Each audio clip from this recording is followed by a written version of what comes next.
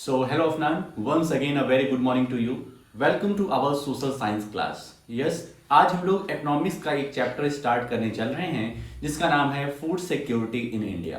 ठीक है, बात हुई थी मैथ्स का एक चैप्टर स्टार्ट करने की सर्कल, लेकिन हम देख रहे हैं कि मैथ्स में सिर्फ 2 ही चैप्टर आ रहा है. ठीक है, तो इतनी जल्दी मैथ का कोर्स कंप्लीट करने का कुछ मतलब नहीं रहेगा. ये सर्कल जो चैप्टर है ये थोड़ा सा हम लोग और कोर्स कंप्लीट कर लें और सब्जेक्ट का, उसके बाद फिर सर्कल देख लिया जाएगा. ठीक है, वरना मैथ्स पूरी तरीके से हट जाएगा अपने उससे मतलब रिवीजन से, तो थोड़ा सा दिक्कत बनेगी आगे के लिए. तो सर्कल फिर रखते हैं, तब तक और जो कोर्स हैं हमारे और सब्जेक्ट हैं उनको कंप्लीट करने का प्रयास रहेगा. तो आज हम लोग पढ़ने चल रहे हैं food security in India. Economics का एक चैप्टर है जो अपने ये एनुअल एग्जाम में आने वाला है. ठीक है, तो कंसंट्रेशन होकर के देखिए वीडियो को. इस चैप्टर को कुछ 2-3 वीडियो में डिस्कस करेंगे हम लोग अच्छे तरीके से. ज़्यादा लॉन्ग ड्यूरेशन का भी वीडियो नहीं रहेगा, छोटा रहेगा. और जितना भी पढ़ो अच्छे से रीडिंग करके रिवीजन करके शाम को अच्छे से हमें बताओ कि सर सब कुछ समझ में आ चुका है, या जो दिक्कत है उसको भी डिस्कस कर ले हम लोग. ठीक है, तो चलते हैं अपने पीपीटी की तरफ और देखते हैं आज हमें कौन कौन से टॉपिक कवर करने हैं.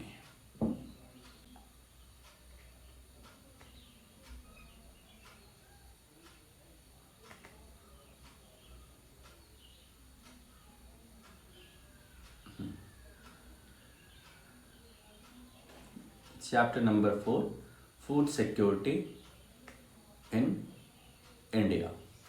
इसमें देखा जाए तो कुल मिलाकर के हमारे सामने कितने टॉपिक हैं? 6 टॉपिक हैं. What is food security? Food security होती क्या है, जो नाम है हमारे इस चैप्टर का. Why food security? Food security करना जरूरी क्यों है, फूड को सिक्योर करना जरूरी क्यों है. Who are food insecure? आखिर फूड जो इनसिक्योरिटी है वो उसमें कौन कौन से कम्युनिटी वाले आते हैं, कौन कौन से सोशल स्टेटस वाले लोग आते हैं. Food security in India. उसके बाद current status of public distribution system, जिसको शॉर्ट फॉर्म में पीडीएस कहते हैं, पब्लिक डिस्ट्रीब्यूशन सिस्टम. और लास्ट में रहेगा role of cooperatives in food security. Role of cooperatives in food security. ठीक है, तो ये अपने 6 मेन टॉपिक हैं. अब बात होती है सर आज के वीडियो में हम लोग क्या पढ़ने वाले हैं.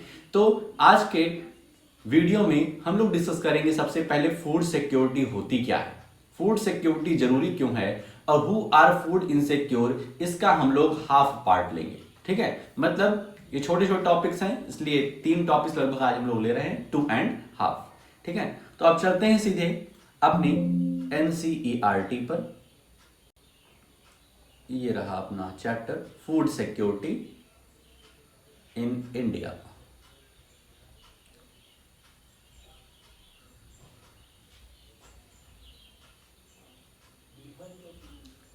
ठीक है, तो अब लाइन बाय लाइन चलते हैं और समझते हैं हर एक चीज को. Overview. Food security. Food security का मतलब क्या है? Food security means availability, accessibility and affordability of food to all peoples at all times. Food security का मतलब होता है कि फूड की अवेलेबिलिटी हो, फूड की एक्सेसिबिलिटी हो और फूड की अफोर्डेबिलिटी हो. जो तीन वर्ड हैं, अवेलेबिलिटी, एक्सेसिबिलिटी और अफोर्डेबिलिटी, इसको नीचे अभी अच्छे से एक्सप्लेन किया गया है. तो अभी तुम बस ये समझ जाओ कि फूड सिक्योरिटी का मतलब ये होता है कि फूड की अवेलेबिलिटी हो, फूड की एक्सेसिबिलिटी हो और फूड की अफोर्डेबिलिटी हो, तब हम उसी को कहते हैं food security. The poor households are more vulnerable to food insecurity whenever there is a problem of production और डिस्ट्रीब्यूशन ऑफ फूड क्रॉप्स. कह रहे हैं जो पुअर हाउस होल्ड है वो ज्यादा वल्नरेबल हैं. ज्यादा वल्नरेबल है मतलब ज्यादा दिक्कत उनको होती है, जो पुअर पर्सन होते हैं. जब कभी फूड इनसिक्योरिटी की बात होती है, मतलब जब फूड की अवेलेबिलिटी, फूड की एक्सेसिबिलिटी और अफोर्डेबिलिटी नहीं होती है, तभी फूड इनसिक्योर होगा. तो जब फूड इनसिक्योर होगा तो सबसे ज्यादा जो दिक्कत होती है वो पुअर पर्सन की होती है. पुअर पर्सन को ज्यादा दिक्कत उस समय होती है. Food security. और डिस्ट्रीब्यूशन ऑफ फूड क्रॉप का मतलब क्या है जानते हो? जो फूड का डिस्ट्रीब्यूशन होता है अलग अलग सोसाइटीज में, जैसे गवर्नमेंट भी कई सारी योजना लगाती है, ठीक है, उन कई सारे कम्युनिटी को क्या करती है, वो जो गरीब हैं उनको मुफ्त में अनाज देती है, ठीक है। तो उस तरीके से ज्यादा दिक्कत पुअर पर्संस को होती है। Food security depends on the public distribution system PDS and government vigilance and action at times when the security is threatened, ठीक है। तो पब्लिक फूड सिक्योरिटी जो है वो किस पर डिपेंड करती है? तो पीडीएस पे, पब्लिक डिस्ट्रीब्यूशन सिस्टम में, पब्लिक में फूड क्रॉप्स किस तरीके से डिस्ट्रीब्यूट हो रहा है, उसका क्या सिस्टम है, ठीक है। और ये तब रोल में आती है, फूड सिक्योरिटी तब रोल में आती है, और इसका जो पीडीएस है, पब्लिक डिस्ट्रीब्यूशन सिस्टम, ठीक है, पब्लिक डिस्ट्रीब्यूशन सिस्टम समझ रहे हो कि पब्लिक में किस तरीके से हम लोग फूड क्रॉप्स को डिस्ट्रीब्यूट कर रहे हैं, ठीक है। तो ये तब रोल में आता है जब फूड इनसिक्योरिटी होती है, फूड की अवेलेबिलिटी, एक्सेसिबिलिटी और अफोर्डेबिलिटी पुअर पर्सन तक नहीं होती है, तब पब्लिक डिस्ट्रीब्यूशन सिस्टम का एक अहम रोल होता है। अब व्हाट इज फूड सिक्योरिटी? जो अवेलेबिलिटी, एक्सेसिबिलिटी और अफोर्डेबिलिटी, तीन तो हम लोग वर्ड पढ़े हैं, उसको यहां पर एक्सप्लेन किए गए हैं कि इस टर्म्स का मतलब क्या होता है। Food is as essential for living as air is for breathing, but food security means something more than getting 2 square meals. कह रहे हैं फूड क्या है? फूड उतना ही जरूरी है, फूड उतना ही जरूरी है जीने के लिए जितना कि आपको सांस जरूरी है, ऑक्सीजन आपके लिए जरूरी है, उतना ही जरूरी फूड भी है। लेकिन फूड सिक्योरिटी का मतलब बस ये नहीं है कि आपको 2 वक्त का खाना मिल जाए, फूड सिक्योरिटी का ये मतलब नहीं है। Food security has following dimension, food security के 3 डायमेंशन हैं। सबसे पहले आता है अवेलेबिलिटी ऑफ फूड। इसका क्या मतलब होता है, बहुत ही अच्छे समझते हैं। Availability of food means food production with in the country, food imports and the previous year stock stored in government granaries. मतलब अवेलेबिलिटी ऑफ फूड का मतलब है कि किसी कंट्री में कितना फूड अवेलेबल है, कितना फूड इंपोर्ट करके अवेलेबल कराया गया है। तो टोटल ग्रेनरीज जो किसी भी कंट्री में हो उसको कहते हैं अवेलेबिलिटी ऑफ फूड। अवेलेबल होना, फूड का अवेलेबल होना, एक किसी कंट्री में फूड कितना अवेलेबल है, प्रीवियस स्टॉक उसके पास कितना है, जो न्यूली प्रोडक्शन है वो कितना है, या कुछ को जो इंपोर्ट किया गया है, जो आयात किया गया है किसी दूसरे कंट्री से, वो टोटल कितना है, वही होता है अवेलेबिलिटी ऑफ फूड। तो फूड सिक्योरिटी पहला जो पॉइंट पर डिपेंड करती है वो होती है availability of food.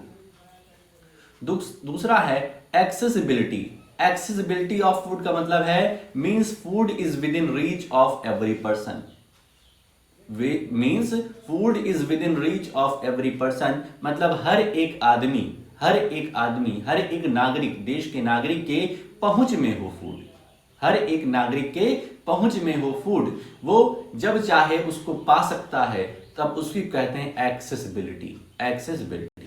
Affordability last जो हमारा फैक्टर जिस पर डिपेंड है food security. Affordability implies that an individual has enough money to buy sufficient, safe and nutritious food to meet one's dietary needs. Affordability मतलब होता है कि भाई एक आदमी के पास, एक नागरिक के पास जेब में कितने पैसे हैं, और इतने पैसे हों उसकी जेब में कि वो अपने न्यूट्रिशन को ध्यान में रखते हुए, अपने नेसेसिटीज को ध्यान में रखते हुए फूड को क्या कर सके, कंज्यूम कर सके, फूड को बाई कर सके। तो ये होती है अफोर्डेबिलिटी ऑफ फूड सिक्योरिटी।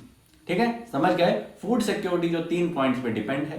पहला है अवेलेबिलिटी ऑफ फूड, मतलब उस कंट्री में कितने अवेलेबल ग्रेनरीज हैं, भले वो प्रीवियस स्टॉक हो, भले वो न्यूली प्रोडक्शन हो, भले वो इंपोर्ट कराया हुआ ग्रेन हो, वो होता है अवेलेबिलिटी ऑफ फूड। दूसरा है एक्सेसिबिलिटी। एक्सेसिबिलिटी मतलब होता है हर एक आदमी के पहुंच में हो फूड, हर एक आदमी के रीच में हो फूड, जब वो चाहे तब उस फूड को पा सकता है। तीसरा है अफोर्डेबिलिटी, मतलब हमारे पास पर्याप्त पैसे हों, हमारे पास पर्याप्त पैसे हों अपनी नेसेसिटीज के फूड को लेने के लिए, खरीदने के लिए, तब हम उसको कहेंगे अफोर्डेबिलिटी ऑफ फूड। ठीक है, तो ये 3 फैक्टर थे, इसको अच्छे से हम लोग समझ गए। Thus, food security is ensured in a country only if enough food is available for all the person, all persons have the capacity to buy food of acceptable quality and there is no barrier on access to food। तो ये 3 factor हैं जिस पे हमारी food security depend करती है कि country में अवेलेबिलिटी रहे, सभी पर्सन के लिए फूड अवेलेबल रहे, दूसरा उसके पास पर्याप्त पैसे हों फूड को खरीदने के लिए, और तीसरा है कि किसी भी फूड को लेने के लिए उस पर बैरियर ना लगा हो कि आप इस फूड को एक्सेस नहीं कर सकते, एक्सेसिबिलिटी में आप इस फूड को एक्सेस नहीं कर सकते हैं, आप इसको नहीं खरीदेंगे, ये अमीर के लिए है। तो ऐसा कोई बात ना हो, तब फूड सिक्योरिटी वहां पर होगी। वाई फूड सिक्योरिटी आज का अपना दूसरा टॉपिक कि फूड सिक्योरिटी आखिर जरूरी क्यों है, ये availability, accessibility, affordability of food जरूरी क्यों है।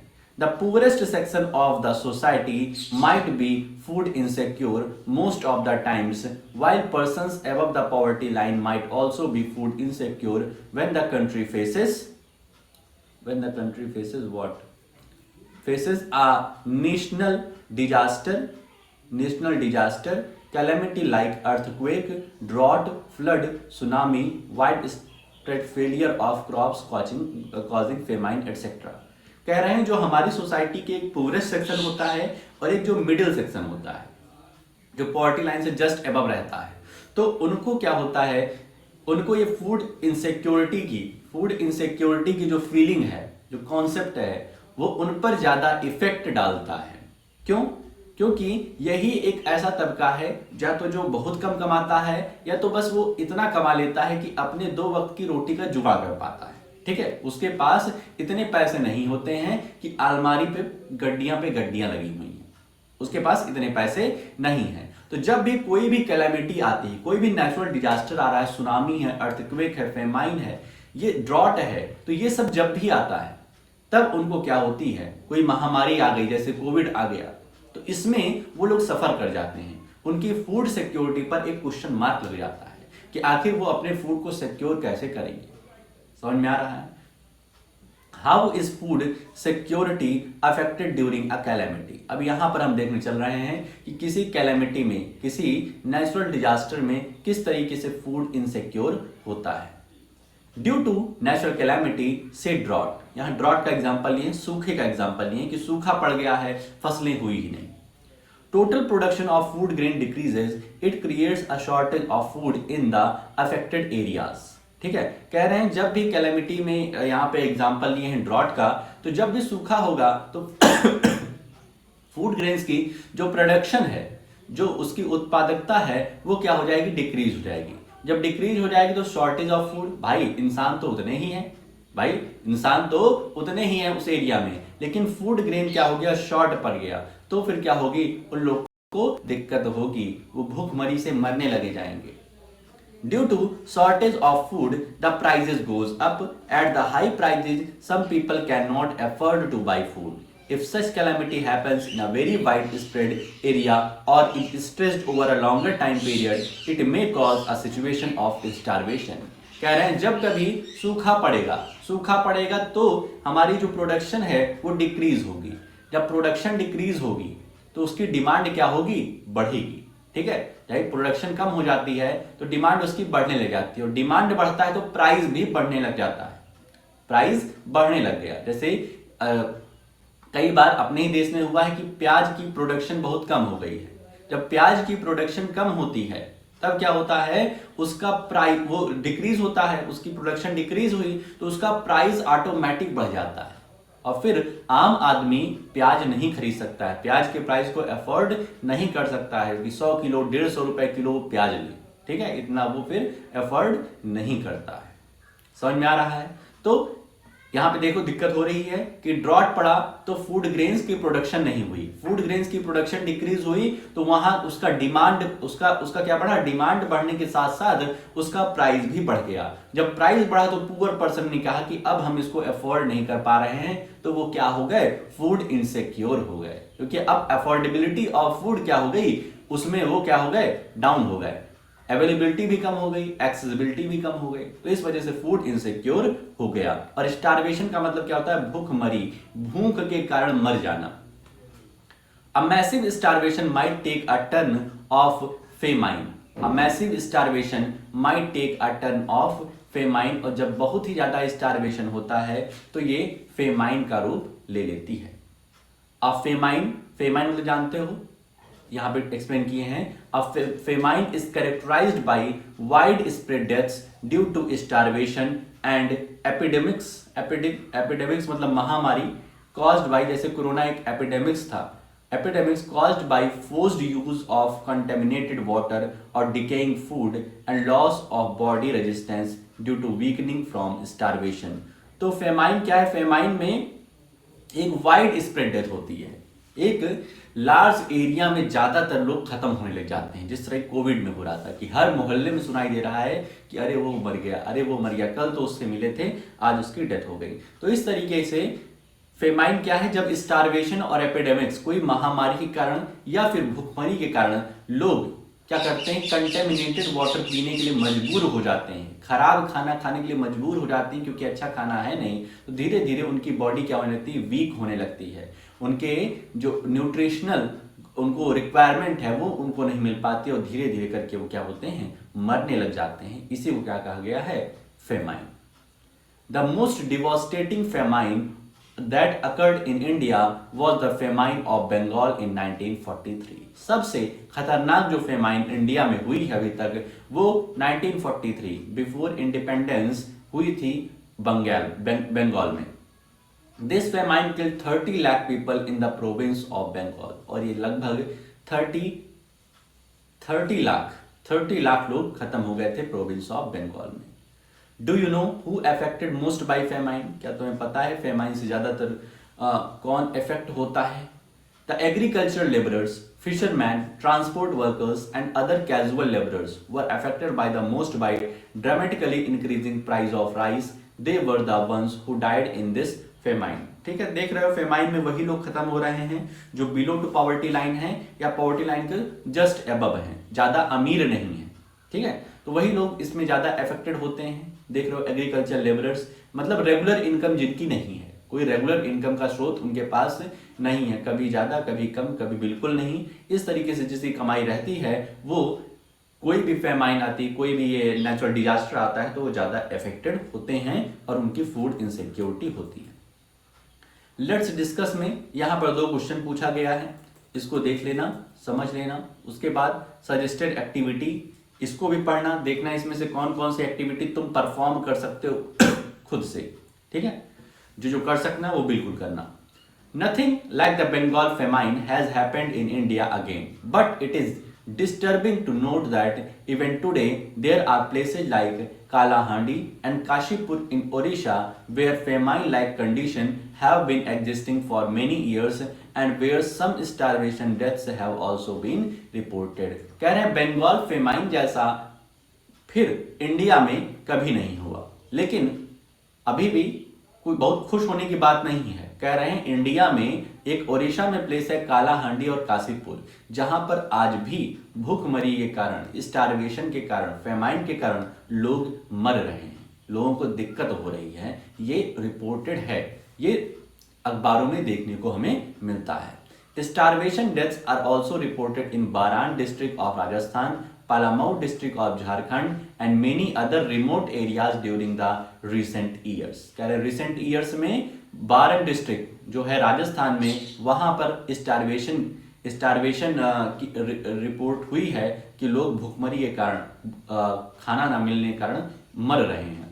और पालामाऊ डिस्ट्रिक्ट ऑफ झारखंड, यहाँ पर फूड क्या हो रहा है, लोगों को प्रोवाइड नहीं हो रहा है।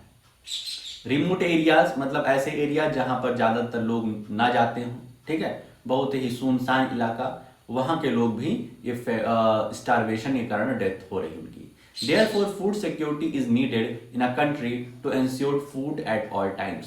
तो इसीलिए फूड सिक्योरिटी बहुत ही जरूरी है एक कंट्री को अच्छा डेवलप बनाने के लिए, कि वहां के लोगों को proper food, proper nutritious food मिलता रहे। अब आता है who are food insecure. Who are food insecure. तो फूड इनसिक्योर कौन है, अब हम लोग ये देखने चल रहे हैं। ठीक है, ये अपना लास्ट टॉपिक रहेगा और इसका पूरा हमें नहीं कवर करना है, थोड़ा सा ही कवर करना है। यहाँ रामू की कहानी हम लोग देखेंगे और रामू की कहानी के बाद कुछ क्वेश्चन आएंगे जो कि तुम्हें करना है। ठीक है, और स्टोरी ऑफ अहमद ये हम लोग कल देखेंगे। तो हु आर फूड इनसिक्योर, आखिर फूड इनसिक्योर कौन है, किसको फूड के वो जो 3 आइटम्स हैं, फूड सिक्योरिटी के 3 आइटम्स हैं, अवेलेबिलिटी, एक्सेसिबिलिटी और अफोर्डेबिलिटी, वो 3 लोग तीन कॉन्सेप्ट किसके फुलफिल नहीं हो पा रहे हैं, उन्हीं को हम क्या कहेंगे, food insecure. Although a large section of people suffer from food and nutritional insecurity in India, the worst affected groups are landless people with little or no land to depend upon, traditional artisans, providers of traditional services, pretty self-employed workers, and destitutes including beggars. कह रहे हैं कि India में एक बहुत ही large section है जो food insecure है, लेकिन फूड इनसिक्योरिटी जिस पर ज्यादा वर्स्ट तरीके से अफेक्ट करती है वो है लैंडलेस लेबरर, जिनके पास लैंड नहीं है या फिर जो दूसरे के लैंड पर डिपेंड हैं, या जो ट्रेडिशनल वर्क कर रहे हैं जैसे पॉटरी वगैरह का काम करना। ठीक है, ट्रेडिशनल वर्कर्स हैं, उनको प्रॉपर भाई जैसे मिट्टी के जो दिए होते हैं वो अब लोग कम खरीदना पसंद करते हैं। ठीक है, कुल्हड़ कम लेना पसंद करते हैं। तो इससे क्या हो, जो ट्रेडिशनल हमारे लेबरर्स हैं, ट्रेडिशनल वर्क करते हैं, वो क्या हैं, उनको प्रॉपर मात्रा अच्छी मात्रा में उनकी कमाई नहीं हो पाती है। तो जब भी कोई नेचुरल डिजास्टर, फेमाइन, स्टार्वेशन ये सब होता है तब उन पर ज्यादा इफेक्ट पड़ता है। ठीक है, बेगर्स वगैरह हो गए, बेगर्स के पास भी प्रॉपर हाउस वगैरह नहीं होता है। In the urban areas the food insecure families are those whose working members are generally employed in ill-paid occupation and casual labor market. Urban areas में बात करें तो इनसिक्योर फैमिलीज कौन सी होती हैं, मान लीजिए उनके पास घर है रहने के लिए, लेकिन ऐसे अर्बन एरियाज में ऐसे को हम इनसिक्योर फैमिलीज बोलेंगे जिनके लोग इल पेड ऑक्यूपेशन में काम कर रहे हैं। इल पेड ऑक्यूपेशन का मतलब हो गया कि ऐसे ऑक्यूपेशन जहां पर मेहनत ज्यादा लग रही है। ठीक है, मेहनत ज्यादा और पैसे कम मिल रहे हैं, ज्यादा घंटे काम करके पैसे कम मिल रहे हैं, उनके जो रिक्वायरमेंट्स है उसको फुलफिल नहीं कर पा रहे हैं उनका इनकम, तो उसको इल पेड ऑक्यूपेशन कहेंगे। कैजुअल लेबर मतलब अनियमित, ऐसे लेबर जिनको कभी काम मिलता हो कभी काम ना मिलता हो, ऐसे को कैजुअल लेबर बोलेंगे। These workers are largely engaged in seasonal activities and are paid very low wages that just ensure bare survival. और ऐसे लोग सीजनल एक्टिविटीज में इन्वॉल्व होते हैं, मतलब सीजन बाय सीजन, जैसे कि शादियों का सीजन आ गया तो जैसे लोग क्या करते हैं, लाइट डीजे चलता है तो डीजे में लाइट अपने सिर पर रख करके चलते हैं, तो ये क्या हुआ, सीजनल एक्टिविटी हो गई कि जब शादी का मौसम आएगा तब ये लोग को काम मिलेगा, और जब शादियां नहीं होंगी तो इनके पास कोई काम नहीं होगा। ठीक है, कोई पैसे कमाने के जरिया नहीं होगा, तो ऐसे को सीजनल एक्टिविटीज बोलते हैं, सीजनल लेबर बोलते हैं। और इनसे जो भी इनको पैसा मिलता है तो बस ये किसी तरीके से अपना सर्वाइवल कर पाते हैं, बहुत ही लो कैटेगरी का इनका सर्वाइवल रहता है। ठीक है, कभी खाना खा लिए कभी खाना नहीं मिला, तो इस तरीके से चलते हैं। अब आते हैं स्टोरी ऑफ रामू। ठीक है, रामू की कहानी हम लोग देखते हैं। Ramu works as a casual labourer in agriculture in Raipur village. His eldest son Somu is 10 years old, also worked as a pali to look after the cattle of the sarpanch of the village Satpal Singh. तो रामू है एक casual labour, और casual labour मतलब तुम्हें बता दिए कि अनियमित जो वर्कर्स होते हैं, जिनको मतलब डेली बेसिस पे काम नहीं मिलता है, कभी काम मिला तो कभी ये बिना काम के घर पे बैठे हुए हैं, इधर उधर घूम रहे हैं, कहीं से इनकम उन्हें नहीं मिल रही है। तो इनके एक लड़का है सोमू जो कि 10 साल का है, और ये काम क्या करता है, पाली का काम करता है, पालने का। और क्या करते हैं, सरपंच जो है विलेज के सतपाल सिंह, उनकी कैटल्स को ये देखते हैं, उनकी देख रेख करते हैं। Somu is employed for the whole year by the sarpanch and is paid a sum of ₹1,000 for his work. तो जो सोमू हैं उनको मतलब एक रेगुलर बेसिस पे काम मिल रहा है, ऐसा हम कह सकते हैं, और साल भर के लिए सरपंच उनको क्या करते हैं, 1,000 रुपए पर मंथ के बेसिस पे दे देते हैं। Ramu has 3 more sons and 2 daughters. Ramu के पास 3 और बेटे हैं। एक तो सोमू की बात हो गई, रामू के पास 3 और लड़के हैं और 2 लड़कियां और भी हैं। ठीक है, मतलब भरा पूरा परिवार है, अच्छा खासा परिवार है इनका। But they are too young to work on the field, लेकिन ये इतने छोटे हैं, अभी यंग हैं कि ये फील्ड में काम नहीं कर सकते हैं, किसी तरीके से इनकम नहीं ला सकते हैं। His wife Sunhari is also part time working as house cleaner for the livestock, removing and managing cow dung. ठीक है, तो ये इनकी वाइफ जो सुनहरी हैं वो पार्ट टाइम काम करती हैं, और ये काम क्या करती हैं, house cleaner for the livestock, removing and managing cow Dang. Cow dung को हटाना मतलब कैटल की ये क्या करती हैं, देख रेख करती हैं, और वहां से जो भी क्लीनिंग वगैरह काम होता है ये इनकी सुनहरी, इनकी वाइफ देखती हैं। सी gate half liter milk and some cooked food along with vegetables for her daily work. और इनको कुछ पैसा तो नहीं मिलता है, इनको आधा लीटर दूध मिल जाता है और कुछ कुक्ड फूड, वेजिटेबल्स वगैरह इनके मालिक इनको दे देते हैं। Besides, she also works in the field along with her husband in the busy season and supplements his earnings. ठीक है, तो ये क्या काम करती हैं, जो इनकी वाइफ हैं, जब बिजी सीजन होता है, मतलब जब क्रॉप्स वगैरह का सीजन होता है, तब ये अपने पति की हेल्प करती हैं। इनके जो रामू पति हैं उनकी हेल्प करती हैं फील्ड वर्क में, वहां पर क्रॉप्स वगैरह को ग्रो करने का काम करती हैं, और कुछ अपनी अर्निंग्स में और सप्लीमेंट क्या करती हैं, प्रोड्यूस करती हैं, और इनको अर्निंग हो जाती है। भाई क्रॉप्स ग्रो हो रही है तो इन्हीं को तो अर्निंग होगी। Agriculture, being a seasonal activity, employs Ramu only during times of sowing, transplanting and harvesting. तो एग्रीकल्चर जो है एक सीजनल एक्टिविटी है, हमेशा एग्रीकल्चर का काम होता नहीं है। ठीक है, तो ये जब सोइंग, ट्रांसप्लांटिंग और हार्वेस्टिंग का काम होता है तभी इनके पास वर्क रहता है। He remains unemployed for about 4 months during the period of plant consolidation and maturing in a year. तो लगभग 4 मंथ के जब तक हार्वेस्ट नहीं हो जाता तब तक ये क्या रहते हैं, बेरोजगार रहते हैं, इनके पास कोई काम नहीं रहता है। He looks for work in other activities. Sometimes he gets employment in bricklaying or in construction activities in a village. ये किसी भी घर, मतलब किसी का घर बन रहा है या फिर रोड कंस्ट्रक्शन हो रहा है तो इनको कभी कभी काम मिल जाता है। By all his efforts, Ramu is able to earn enough either in cash or kind for him to buy essential for 2 square meals for his family. तो इनको लगभग इतना पैसा मिल जाता है, कि ये 2 वक्त का खाना अपनी फैमिली के लिए जुगाड़ कर लेते हैं, खा पी लेते हैं। However, during the days when he is unable to get some work, he and his family really face difficulties and sometimes his small kids have to sleep without food.